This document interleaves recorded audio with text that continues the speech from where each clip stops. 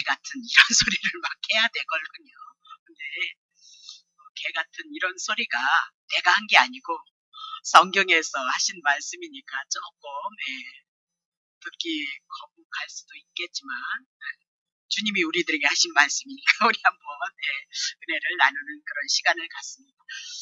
성경은 우리가 하나님의 말씀이다라고 그렇게 얘기해서 성경은 하나님의 말씀이기 때문에 성스러운 하나님이 말씀이다 그렇게 얘기를 하고 있습니다. 그래서 성경을 통해서 우리는 하나님의 일하심을 보게 되어지는 거죠. 그래서 궁극적으로 하나님의 일하심이란 우리를 구원하시는 일에 집중이 되어져 있는 것을 볼 수 있습니다. 그렇다고 해서 성경을 구원하는 책으로 보시면 안 되고요. 하나님께서 그 구원을 예수 그리스도를 통해서 구원을 이루시기 때문에 신구약의 모든 성경을 예수 그리스도로 보고 하나님의 계신 예수 그리스도를 통해서 하나님이 어떻게 우리에게 일을 이뤄가는가에 대해서 우리가 이제 알아가는 것이 성경책이다. 그래서 하나님의 말씀 이건 모를 사람 없다는 거죠.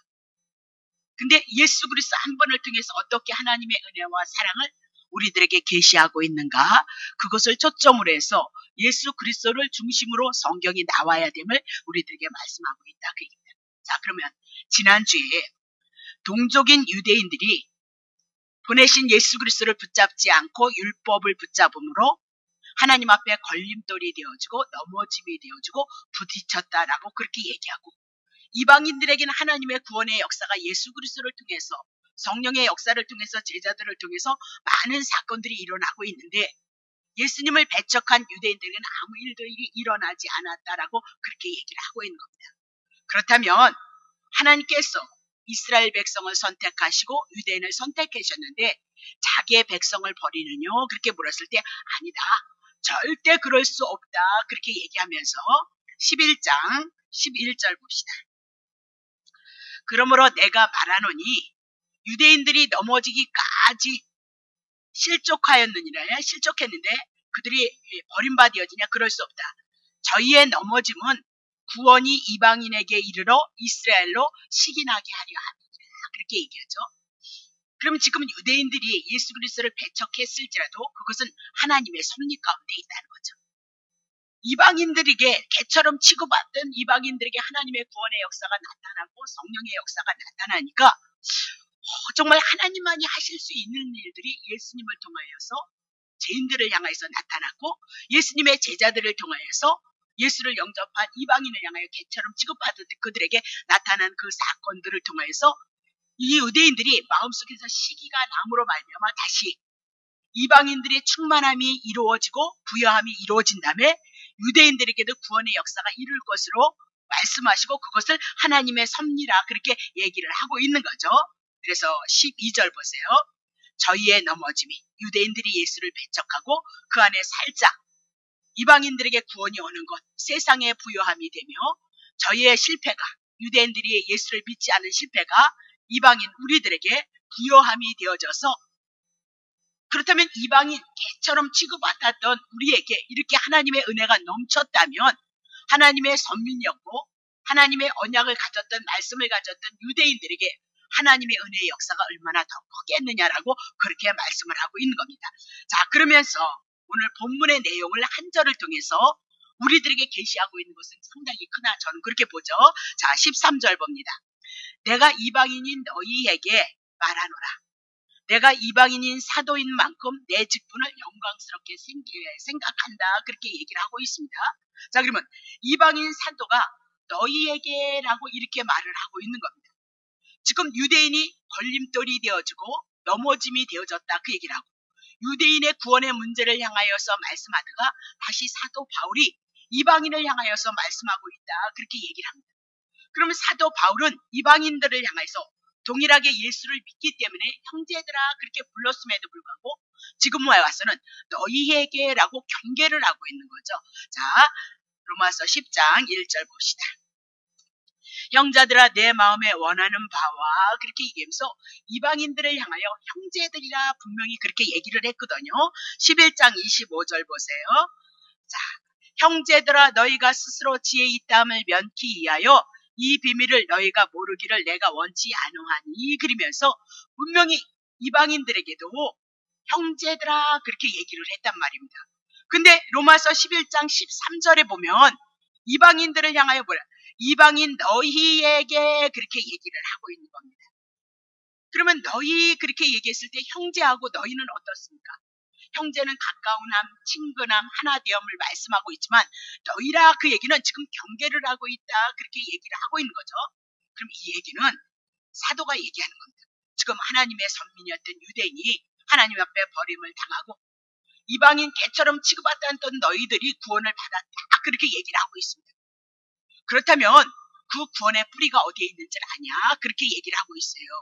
너네들이 잘나서 특별나서 이방인 너네들이 하나님의 구원을 받은 것 아니다 그 얘기죠. 자 20절 옳도다 저희는 믿지 아니함으로 유대인들은 꺾이우고 너네들은 예수 그리스도를 믿음으로 하나님 앞에 섰다. 그러니 높은 마음을 품지 말고 도리어 두려워하라.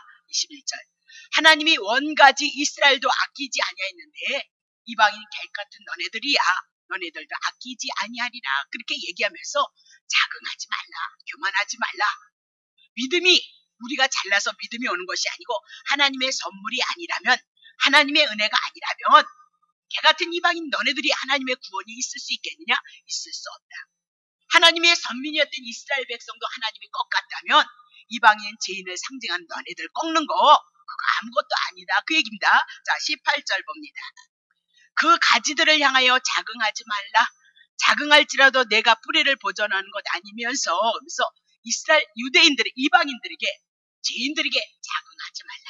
구원이란 하나님의 은혜이다. 은혜.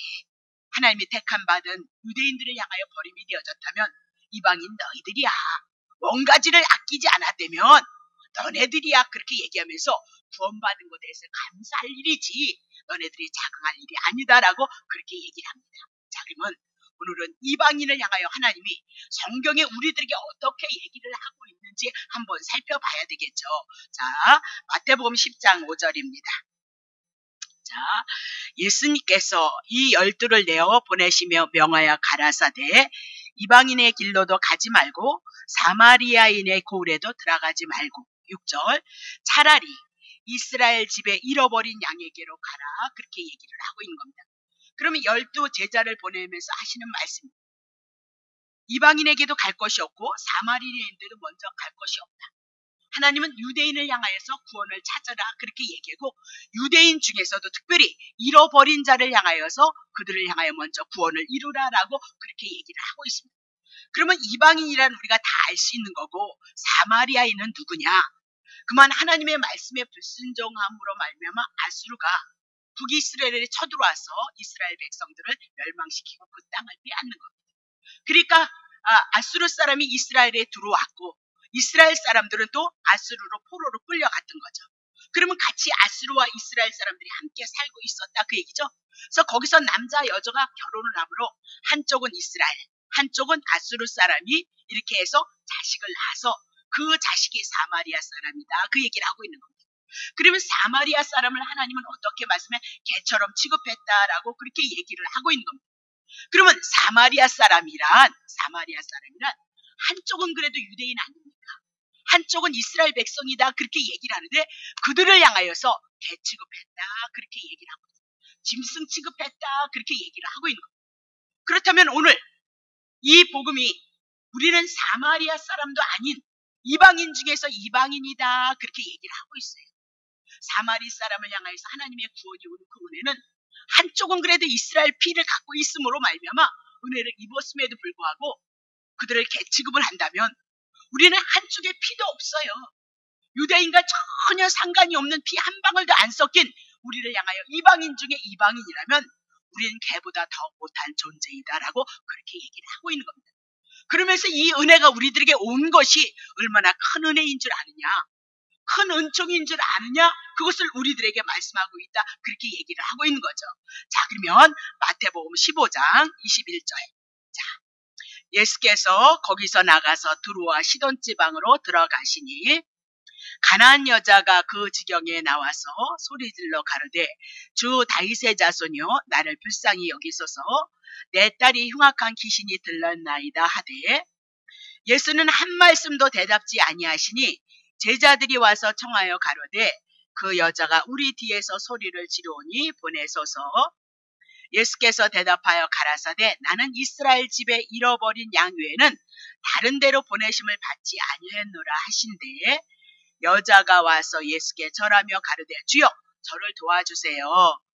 대답하여 가라사대 자녀의 떡을 취하여 개들에게 던짐이 마땅치 아니하니라.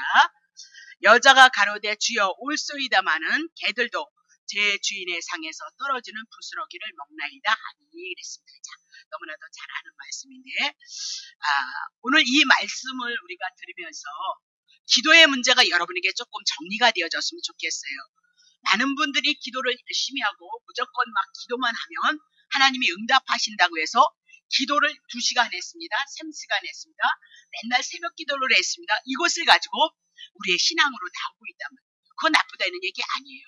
기도하지 않으면 하나님과 교제가 이루어지지 않기 때문에 그분의 내 실체도 모르고 하나님의 은혜를 구할 수 있는 입장도 되어지지 않는단 말입니다. 그러나 기도라는 것이 지금 이 여인을 통하여서 어떻게 우리들에게 말씀하고 있는지까지도 여러분이 좀 해결하신다면 우리가 붙잡고 가는 이 진리가 이 생명의 말씀이 결코 틀리지 않다는 것을 여러분이 한번 또 생각할 수 있는 시간이 되어졌으면 좋겠습니다. 자, 그러면 이 가나안 여자는 가나안 여자이고 헬라인이고 수로보니게의 여자였다라고 그렇게 얘기를 하고 그러면 이 여자는 온갖 우상 숭배를 다 하는 가나안 땅의 거민이었다 그렇게 얘기를 하고 이 여인의 자녀가 귀신 들렸다 그 얘기죠. 그러면 이 귀신 들림이란 무엇을 영적으로 우리에게 얘기하느냐 하나님을 섬기지 않고 온갖 우상을 섬겼던 자들 그들이 누구에게 붙잡혀 있다는 거예요? 귀신 들렸다 사단에게 붙들려 있다. 그럼 이 수로보니의 여인 헬라 여인 가나안 여인은 누구를 말씀하고 있어요? 이스라엘의 피가 하나도 섞이지 않은 이방인을 향하여서 말씀하고 우리를 향하여서 말씀하고 있으면서 그의 자녀가 귀신에 들렸다. 그러면 사단에게 묶임 바 되어졌고 제 가운데 있는 자이다. 그리고 여러분과 나를 향하여서 말씀하고 있다는 사실을 여러분이 놓치시면 안 되는 겁니다.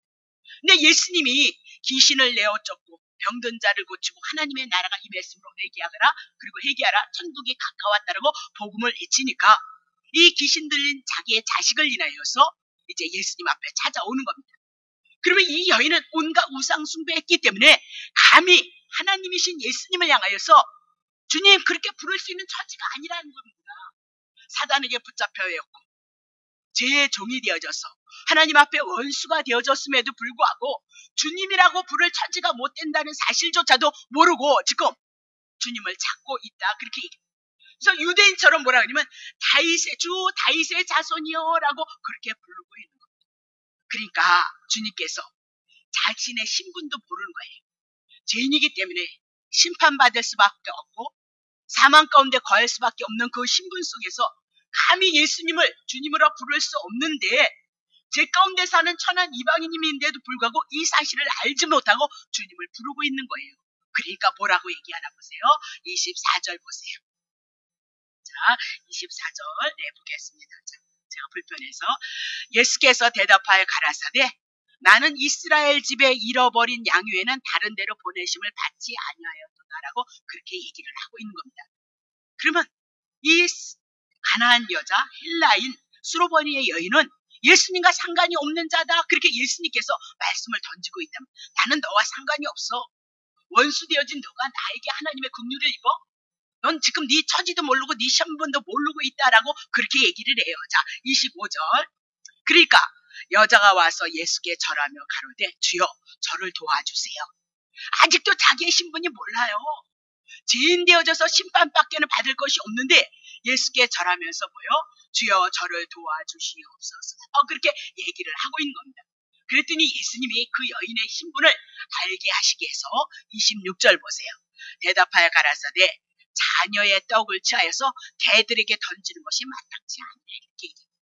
그러면 이 개들이란 가나안 여자, 헬라 여인, 수로보니게의 여자였던 것을 말씀하고 이방인 중에 이방인을 향해서 개 같은 여자다 그렇게 얘기고 개처럼 취급하고 짐승처럼 취급했다라고 그렇게 얘기를 하고 있는 겁니다. 그러면 개처럼 취급했다 그 얘기는 하나님 보셨을 때 그는 온갖 죄를 다 범했다 그렇게 얘기하고 있습니다. 그리고 온갖 하나님 앞에 저주받을 죄를 깨닫지도 못하고 살아갔던 자가 이 여인이었다라고 그렇게 얘기를 하고 있습니다. 걔는 더러운 것을 먹으면서 그것이 더러운 줄 모른다 그 얘기를 하고, 그것을 모르고 먹는 동물이기 때문에 거룩한 것을 개에게 주지 말라, 하나님이 그렇게 우리들에게 말씀하셨다는 거죠. 자, 그러면 이 여인을 향하여서 하나님께서 개라고 얘기를 했습니다. 개라고 얘기했을 때 이 여인은 그때서야 깨닫는 겁니다. 자, 그러므로 자 27절 보세요. 여자가 가로되 주여 묻습니다. 예, 맞습니다. 개들도 제 주인의 상에서 떨어지는 부스러기를 먹나이다 라고 그렇게 얘기를 하고 있습니다.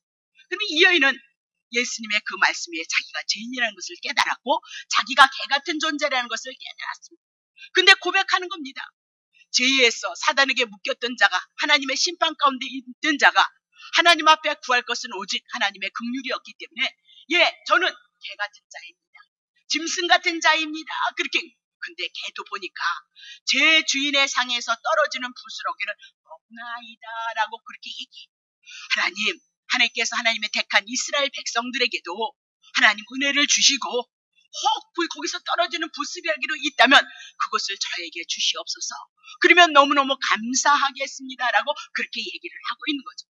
그러면 하나님의 은혜를 구할 수밖에 없는 처지, 죄 가운데 사망 가운데 심판 가운데 있을 수밖에 없기에 하나님의 은혜를 구하고 자기가 죄인임을 고백해 나갔을 때 하나님이 그 여인을 향하여서 뭐라고 말씀하나 보세요. 자, 8절. 이에 예수께서 대답하여 가라사대 여자야, 내 믿음이 크도다. 내 소원대로 되리라 하시니 그 시로부터 그의 딸이. 마태복음 21장을 통해서 1장 21절 예수라는 이름을 가지고 와서 예수는 자기 백성들을 저희들의 죄에서, 자기의 백성을 위해서 저들의 죄에서 구원할 자다라고 그렇게 얘기를 하고 있습니다. 오늘 나는 하나님 앞에 어떻게 은혜를 입는 거냐? 유대인들은 율법을 가지고 목숨을 바쳤을지라도 하나님 앞에 심판을 향하여 명했다는 것을 기억하고, 우리가 하나님의 말씀 율법을 통해서 내가 죄인인 것을 깨닫고 하나님의 은혜 긍휼의 합심이 없이는 은혜를 입을 수 없는 죄인이라는 사실을 우리가 알지 못하면 하나님 앞에 은혜를 입을 수 없다 그 얘기를 하고 있습니다. 긍휼하심을 입을 수 없다라고 그렇게 얘기를 하고 있습니다. 그래서 하나님 앞에 부름을 받았던 대표적인 선지자나 주위의 제자들은 자기가 죄인인 것을 알았다 그 얘기입니다. 이사야 6장 5절 봅시다. 그때 내가 말하되 화로다 나여 망하게 되었도다. 나는 입술이 부정한 사람이고 입술이 부정한 백성 중에 거하면서 만군의 여호와이신 왕을 배웠습니다. 이사야 선지자가 하늘의 세계를, 천상의 세계를, 하나님의 빛인 보좌를 봤단 말입니다. 하나님의 빛이 임함으로 말미암아 하늘의 세계를 보고 나니까 자기가 얼마나 죄인인지를 알았다. 왜 입술로서 자기를 부정한 사람이라고 하느냐? 마음에 있는 것, 마음에 있는 죄가 입술로 나왔다 그 얘기를 하고 있다. 여러분 마음에 있는 것이 여러분의 육신으로 나와서 죄를 범하게 하고 있다 그렇게 얘기하면서 자기를 망하게 되어졌다 그 얘기입니다. 하나님의 빛이 임하니까 천상의 세계를 보니까 자기가 얼마나 더럽고 추접스러운지를 알함으로 말미암아 망할 수밖에 없는 죄였다. 그래서 숯불로 그를 지짐으로 말미암아 그가 하나님 앞에 부름을 받아서 하나님의 나라를 위해서 부름을 받았던 선지자였다라고 그렇게 얘기를 하고, 이사야는 자기의 죄를 통하여서 탄식했다는 것을 여러분이 기억하셔야 됩니다. 우리는 죄를 져도 죄가 그냥 예수님이 가져가셨네 할렐루야 그리고 죄로 나오면 예수님을 십자가에 또 못 박는 짓을 하고 있다. 연약해서 우리가 할 수 없다. 그러나 그것을 돌이키고 그리스도의 은혜를 구하고 하나님의 진리 그 주님을 위해서 우리의 삶을 고백하는 자리에 나오는 것이 성도이다 그렇게 얘기를 하죠. 자, 그럼 베드로가 고기를 잡지 못했어요. 근데 말씀 한마디를 의지하였더니 그 말씀에 바다에 있는 고기들이 다 그물에 걸려들므로 말미암아 그 고기를 많이 잡았단 말이에요. 아니 말씀 한마디가 뭔데 고기들이 순종하여서 그물에 다 잡히느냐? 그가 하나님이시라는 걸 알았어요. 만물을 누가 지으셨어요? 하나님께서. 그래서 만물을 향하여 고기를 향하여서 명하니까 베드로의 그 고기 그물에 고기가 잡힘으로 그분은 하나님이시라는 것을 깨달았어요. 하나님이심을 깨달음으로 말미암아 베드로의 고백 보세요. 하나님 주님 저는 죄인입니다. 저를 떠나십시오. 하나님이신 분이 어떻게 이 죄 많은 인생과 함께 할 수 있습니까? 저는 죽을 수밖에 없는 죄이니까 나를 떠나십시오. 그리고 자기가 죄인인 것을 고백했단 말입니다. 여러분 우리가 사도 바울을 통해서 사도는 율법을 향하여 특심을 가지고 율법을 열심히 적고 의롭고 거룩하고 선한 삶을 살았다 그 얘기입니다. 성령의 조명의 빛이 오고 하나님의 나라가 임하니까 자기가 죄인 중에 괴수였다. 율법을 붙잡고 자기의 의를 세우고 자기 힘을 내세웠던 사도 바울은 자기는 죄인 중에 괴수라고 고백했던 것을 말씀하고 있습니다.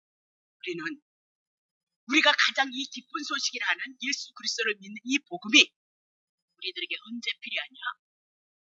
내가 죽을 수밖에 없는 처지에 있었을 때, 심판을 받을 수밖에 없는 처지에 있었을 때 우리는 이 복음이 기쁜 소식이다. 그렇게 얘기를 하고 있는 거죠. 자, 사도행전 11장 25절 보세요. 바나바가 사울을 찾으러 다소로 가서 맞나요? 만남의 안디옥을 했어요. 6, 7절, 8절. 제가 잘못 찾아왔어요. 12장 같은데. 자, 이 얘기가 뭐냐면 사도 바울이 복음을 전하다가 감옥에 갇히는 겁니다. 감옥에 갇혀서 하나님 앞에 그래도 복음을 전하다가 옥에 갇힘으로 매맞았을지라도 그 복음이 너무너무 커서 하나님 앞에 감사하다. 그래서 기도를 하고 찬송을 하니까 그 옥토의 문이 흔들리고 막 이래서 문이 열리는 사건이 있는 겁니다. 근데 그 간수들은 그 죄인을 잘 지켜야 되는데 문이 열려지는 사건을 통해서 죄인들이 다 도망갔다는 그 사건을 보게 되어지는 겁니다. 그랬더니 16장인데 그랬군요. 자, 그랬더니 이 죄인이 누구죠? 간수가 이제는 이래도 죽고 저래도 죽으니까 자기는 죽어야 되겠다라고 그렇게 생각을 하는 겁니다. 그러니까 사도 바울이 야 죽지 마 그렇게 얘기하면서 우리 안 나갔어. 우리 여기 있어. 그렇게 얘기해요. 그러니까 그 사건을 통해서 간수에게 하나님의 은혜가 임한. 어떻게 하면 우리가 당신들처럼 구원을 얻을 수 있습니까?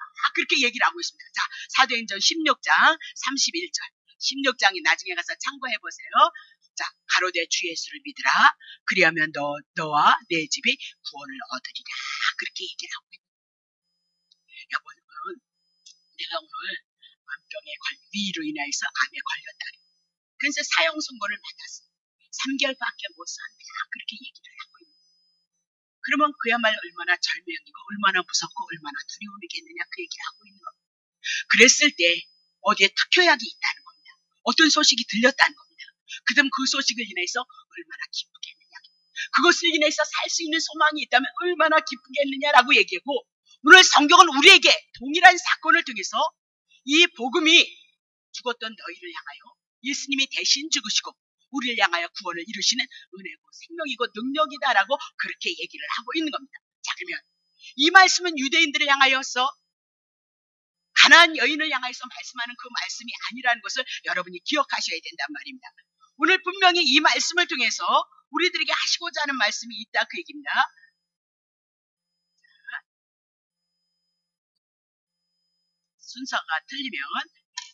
순서가 틀리면 왔다 갔다 해야 되고 한 발 또 해야 되겠어. 자, 다시 봅시다. 그러면 오늘 우리는 이 말씀이 가나안 여인, 슬로베니아의 여자, 유대인들의 피 한 피도 없는 이방인을 향하여서 우상 숭배한 자가 어떤 여인이었던 것을 우리들에게 말씀하고 있습니다. 그러면 우리는 우상 숭배 안 한다고 생각을 한단 말입니다. 수요일날, 금요일날 오시는 분들은 징그럽게 듣지만 여러분들은 다 듣지 못하셨으니까 한번 살핍니다. 자, 그러면 여러분 우리가 사마리안보다 피 한 방울이 없으니까 더 이방인이다 그 얘기를 하죠. 자, 골로새서 3장 1절. 여러분이 얼마나 우상 숭배에 있나 보세요. 너희가 3장 1절. 자, 2절 3절 4절 5절 죄송합니다. 그러므로 땅에 있는 지체를 죽이라. 곧 음란과 부정과 사욕과 악한 정욕과 탐심은 우상 숭배. 그래서 이런 죄들이 다 무엇으로 나오냐? 욕심, 자기를 위한 욕심 때문에 지금 이런 일들이 나타나고 있다. 그럼 여러분과 나는 가나안 여인과 동일한 선상에서 주님이 우리를 보고 있다는 사실을 놓치시면 안 된다. 우상 숭배 다 그렇게 얘기를 하고 있습니다. 여러분과 내가 그런 여인이다 그 얘기입니다. 자, 고린도전서 6장 9절. 불의한 자가 하나님의 나라를 유업으로 받지 못할 줄을 알지 못하냐? 미혹을 받지 말라고. 음란한 자, 우상 숭배하는 자, 간음하는 자, 탐색하는 자, 남색하는 자로부터 쭉 나오고 있습니다. 그러면 음란, 우상 숭배, 간음, 탐색 이 모든 것들이 뭐 때문에 나온다는 거예요? 자기를 위한 탐심 때문에. 그래서 남에게 민폐를 끼치는 거예요. 남에게 어려움을 주고 죄를 지으므로 어려움을 주고 마음에 고통을 준다라고 그렇게 얘기하고, 여기서 우상 숭배하는 것을 아까 골로새서 1장 5절을 통해서 분명히 말씀하셨는데, 자, 간음한 자를 성경이 어떻게 푸나보세요. 야고보서 4장 4절. 간음하는 여자들이여, 세상과 벗된 것이 하나님의 원수임을 알지 못하냐, 그렇게. 그래서 세상을 추구한단 말입니다. 세상의 힘이라는 것을 추구해 나가고 있다, 그렇게 얘기를 하고, 그것이 하나님 앞에 원수가 되어지고 있다는 사실을. 그래서 정말 예수를 믿는다면 이제는 여러분은 죽었고 예수가 여러분 안에 주인으로 살기 때문에 이것이 예수님의 뜻인가를 생각하고 여러분의 삶을 고백해 나갈 수 있는 그 은혜 안에 있다면 여러분이 은혜 안 주실 것이 뭐가 있겠어요. 저는 다시 한번 또 작정을 해보는 겁니다. 그래, 예수님을 나의 주인으로 고백하면서 예수님이 주인이 아니고 내가 주인이 돼서 탐심을 인하여서 내 삶을 살아가고 있다면 이스라엘 백성을 향하여 하나님이 선민이었던 그들을 향하여 치셨던 것처럼 우리도 사랑의 징계가 분명히 온다는 것을 우리들에게 말씀하고 있습니다. 늘 끊임없이 이 말씀 안에서 예수님이 나의 주인인가를 고백해 나아갈 수 있는 그 은혜를 구하고 그 삶을 고백해 나가기를 다짐해보는, 오늘 분명히 얘기합니다. 세상을 버타는 것, 간음하는 것이다라고 그렇게 얘기합니다. 빌립보서 3장 18절 19절. 내가 여러 번 너에게 말했지만 이제도 눈물을 흘리며 말하노니 여러 사람들이 글쎄 십자가를 원수로 해. 아니, 십자가 우리가 얼마나 사랑하는데. 그래서 목걸이에다 하고 가방에다 하고 차에다도 하고 다니더란 말이에요. 근데 십자가를 인하여서 원수 짓을 하면서 글쓰를 한다, 그 얘기입니다. 자, 19절 보세요. 자, 저희의 마침은 멸망인데 저희의 신은 배. 먹고 마시는 것이 그들에게 우상이 되어졌고 그 영광은 저의 부끄러움에 있고 땅에 속한 일을 하고 있다. 골로새서를 통해서 땅에 속한 자가 뭐야? 탐심을 인해서 우상 숭배하고 간음하고 탐심하고 거짓말하고 이것이 다 여기에 속했다라고 그렇게 얘기를 해요. 자, 그러면 디모데후서 3장 1절. 내가 이것을 알라 마지막 때에는 고통하는 때가 이르리니 사람들은 자기를 사랑하며, 그래서 자기를 사랑하는 탐심이에요. 그래서 죄를 짓는단 말입니다.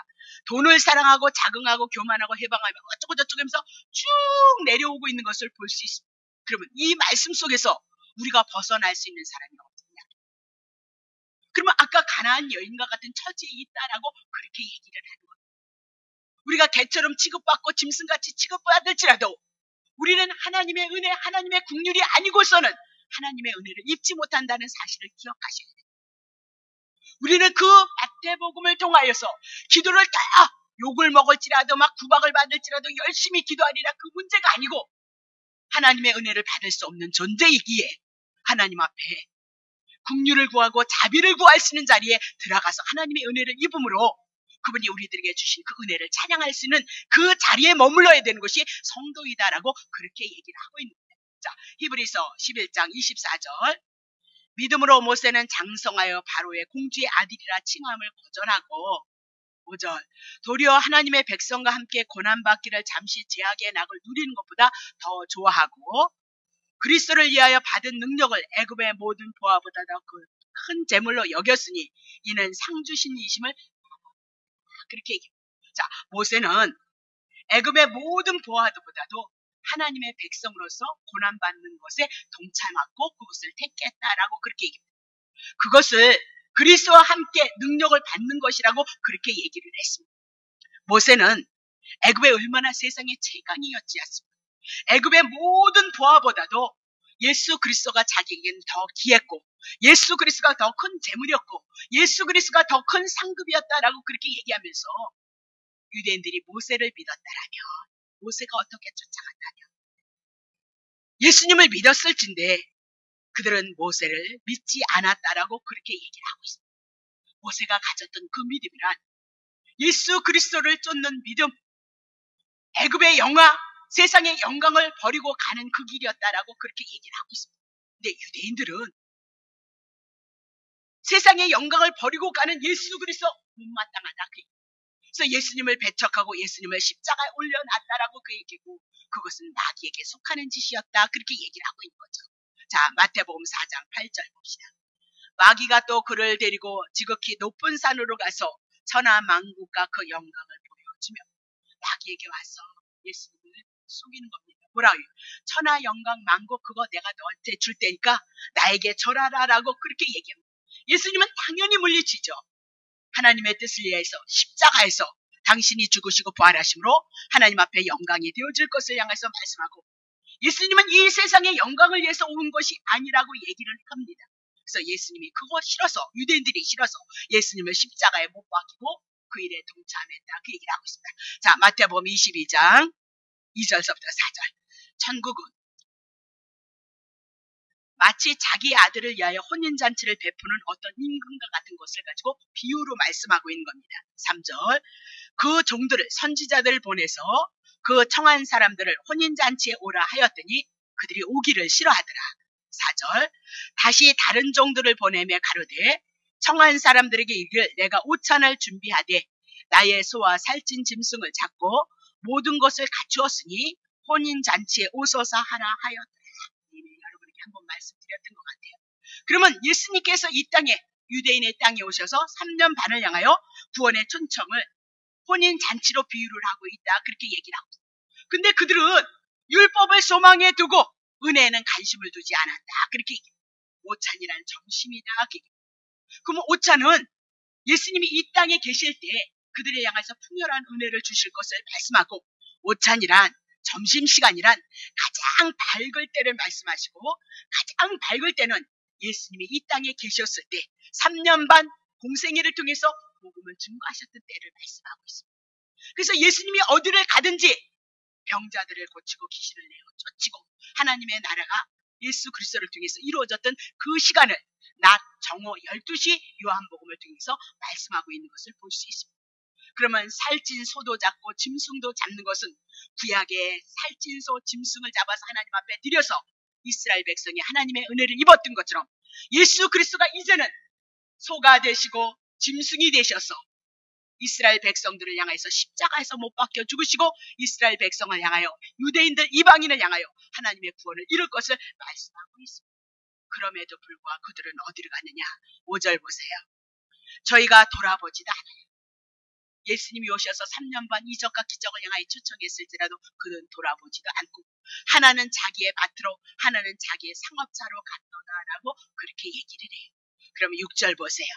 그 남은 자들은 종들을 잡아, 하나님의 종들 뭐라고 부르니까 싫단 말입니다. 그래서 종을 잡아 능욕하고 죽이니 임금이 노하여 군대를 보내어 살인한 자들을 진멸하고 그 동네를 불사르더라. 그리고 하나님이 예언을 하고 있습니다. 자, 그러면 유대인들은 어디로 갔대요? 밭으로, 율법의 농사를 지러 열심히 율법을 붙잡고 달려갔다, 그렇게 얘기를 하고, 하나는 상업자 같다, 그 얘기하면서 하나님이 말씀하신 그 말씀의 근본 은혜와 사랑은 잊어버리고 의식적으로 그들은 내가 행함으로 말미암아 그것이 옳은 것이고 하나님께서 상을 줄 것이라는 그 의식에 매달려서 예수 그리스도를 배척했다라고 그렇게 얘기를 하고 있는 겁니다. 그러므로 그들에게 자, 임금이 노하여 군대를 벌이고 살인한 자를 진멸하고 동네를 불살랐다라고 그렇게 얘기하면서, 그것은 하나님께서 로마 군대를 통하여서 서기 70년 로마 군대를 통하여서 에루살렘을 멸망시킨 것은 역사적으로 이뤘던 사건이고, 에루살렘이 불탔다라고 그렇게 얘기하고 그대로 성취되어졌던 것을 볼 수 있습니다. 그러면 에루살렘이 불타고 이 은혜의 복음이 이제 어디로 들어가느냐? 세계 최고의 강국이었던 로마를 인하여서 복음이 들어간다, 그 얘기가 하고 있습니다. 그러면 이방 땅 중심이었던 로마로 들어가므로 로마는 동서남북으로 모든 길이 열려져 있고 상업을 하려면 로마로 다 모이게끔 되어져 있는 겁니다. 그것을 향하여 사도 바울이 그곳에 가서 복음을 전함으로 말미암아 동서남북이 이 복음이 흩어져서 오늘 우리에게도 복음이 왔던 것을 우리들에게 말씀하고 있다, 그렇게 얘기를 하고 있습니다. 자, 사도행전 27장 봅니다. 14절. 얼마 못 되어 섬 가운데로 유라굴로라는 강풍이 확 부는 겁니다. 273명을 데리고 사도 바울이 묶여서 로마에 가서 법정에 가서 변론을 하러 가고 있는데, 분명히 사도 바울이 그곳에 가면 관원들 앞에서 복음을 전하고 진리를 선포할 것을 알고 어떤 일이 일어나냐? 강풍이 일어났다. 그러면 누구를 막고 있느냐? 복음을 막고 있다. 사도 바울이 갖고 있는 복음을 막기 위해서 강풍으로 지금 역사를 하고 있어요. 자, 15절. 배가 밀려 바람을 맞춰 갈 수 없어 가는 배로 두고 쫓겨나더라. 그렇게 얘기를 하고 있는 거예요. 그럼 사도 바울이 타고 있는 배는 사도 바울이 무엇을 갖고 있었냐? 복음을 갖고 있었다. 이 배가 파손되어짐으로 로마로 가지 못하게 하고 복음이 전하는 것을 원치 않아서 누가 역사했느냐? 강풍이 역사했다. 자, 계시록 13장 1절. 내가 보니 바다에서 한 짐승이 나오는데 바다를 세상을 주관하는 건 누가 주관해요? 짐승 사단이 주관하고 있다. 복음을 향하여 끌려가고 있을지라도 분명히 사도 바울을 통해서 이방인의 사도로 부름을 받았기 때문에 이방인의 중심지인 로마를 향하여 가려고 했을 때 강풍이 사단이 지금 복음을 막고 사도 바울을 막았다라고 그렇게 얘기를 하고 있습니다. 그럼에도 불구하고 사단에 의해서 하나님의 나라가 하나님의 일이 망가질 수 있겠느냐? 망가질 수 없다. 그래서 주님이 역사하심으로 결국은 로마로 끌려가고 그곳에서 법정에서 변론을 함으로 총독들 앞에서 복음을 전함으로 그 로마를 통해서 세계 각국의 이방인들에게 복음이 증거되어졌다라고 그렇게 얘기합니다. 그것이 그대로 말씀으로 선포되어졌어요. 예언되어지고 예언되어진 말씀이 그대로 이루어졌단 말입니다. 22장 8절부터 9절. 22장. 자, 이 종들에게 이르되 혼인잔치는 예비되었으나 청한 사람들이 합당치 않고 거부했단 말이죠. 9절 벌써 사거리 길에 동서남북으로 흩어지는 길 로마 이것을 말씀하고 있어요. 가서 사람들을 많은 대로 혼인잔치에 청하여 그럼 이 복음이 사방으로 통하는 장소 로마를 향하여서 온 세계에 복음이 증거되어질 것을 말씀하고 있는 거예요. 그러면 보세요. 유대인들이 예루살렘이 불탔고 성전이 불탔고 하나님의 심판을 받았고 그 복음이 로마를 통하여서 이제 이방인에게 들어온 이 백성 버리겠나? 버리지 않겠다. 로마 70년을 향해서 그들이 불탔을지라도 심판을 받았을지라도 이방인을 향하여 하나님의 복음이 들어가는 그 섭리 가운데 하나님이 일해 나가는 것을 우리는 볼 수 있다. 그렇게 얘기를 하고 있는 겁니다. 그러면 이 이방인들을 구원을 시켜서 결국은 시기 나게 하셔서 유대인 하나님의 선민연 자기 백성을 향하여 구원을 이뤄나가는 것을 우리들에게 말씀하고 있습니다. 정리합니다. 마태복음 15장을 통해서 가나안 여인 그 부스러기를 먹은 그 복음이 오늘 그 부스러기 죄인임으로 말미암아 율법을 통해서 마음을 다하고 성품을 다하고 뜻을 다해서 하나님도 사랑하고 이웃도 사랑하라 그랬는데 그건 내버려 두고 죄는 안 졌으면 좋겠어요. 그 죄도 여러분 스스로 여러분에게 손해나는 것은 제가 주님과 여러분의 관계지만 그것이 이웃을 향하여서 아픔이 되어진다면 그것이 여러분의 가정을 향하여 누가 바리새인이었던 사도 바울보다 더 열심히 하나님을 사랑할 수 있겠느냐 그렇게 얘기하고 이건 지금 사도 바울을 통해서 본 죄인의 교수였던 그를 통하여서 우리들에게 보내주는 메시지라는 것을 여러분 놓치시면 안 된다. 그러니 내가 죄인인 것을 깨닫지 않는 겸손한 마음이 아니면 이 십자가의 진리는 여러분을 거부할 수밖에 없다. 언제든지 우리는 선악과 외던 바리새인과 서기관들이 예수님을 대적하고 십자가에 올려놨다는 사실을 여러분이 기억하심으로 오늘 겸손한 마음 죄인된 나를 발견하지 않으면 이 진리의 이 십자가의 진리를 예수 그리스도를 통해서 은혜를 받을 수도 없거니와 깨달을 수 없다라고 그렇게 얘기를 합니다. 이스라엘 백성을 향해서 에베소서는 다 못하겠네요. 이방인이었다. 너네는 무할례든 그리스도 밖에 있었던 자다. 이스라엘 나라 밖의 사람이다. 언약에는 약속의 언약에는 외인이다. 세상에 소망이 없는 자다. 하나님도 없는 자다라고 그렇게 얘기를 하고 있습니다. 에베소서 2장 이는 저로 말미암아 우리 둘이 한 죄인이란 말이다. 나아가게 된다. 어떻게 나아가게 되냐? 예수 그리스도의 피로 말미암아 우리가 가까워졌느니라 그렇게 얘기를 하고 있습니다. 여러분 피 흘리는 거 제가 당이 있어서 별로 이제 해보니까 별로 아프지도 않은데 할 때마다 긴장을 하는 거예요. 왜? 요만큼 아픈 것도 싫다 그 얘기를 하고 있어요. 죄인을 향하여서 원수된 여러분과 나를 오늘도 끝없이 나를 추구하는 여러분을 향해서 십자가에 흘리셨던 예수님의 은혜는 그렇게 만만한 것이 아닙니다. 그 은혜가 되어지지 않는다면 오늘 여러분과 나는 정말 애통하고 내가 내 모습을 보지 못함으로 하나님의 은혜를 입지 못하는 것은 아닌가 돌이키셨고 예수 그리스도 한 분을 기이 여기고 소중히 여겨서 그분을 높이시는 그 은혜 가운데 오시